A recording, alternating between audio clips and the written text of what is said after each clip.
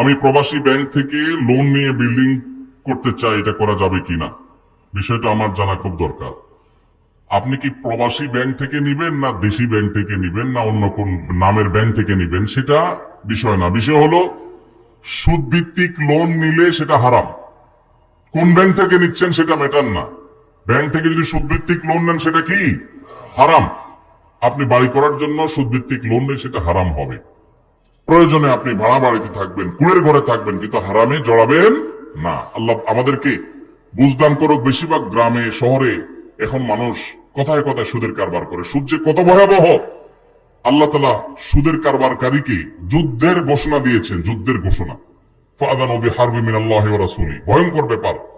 কিন্তু গোটা পৃথিবীর অর্থনীতি দাঁড়িয়ে আছে সুদের উপরে। অনেক দীর্ঘ আলোচনা দরকার, আমার হাতে সময় নেই।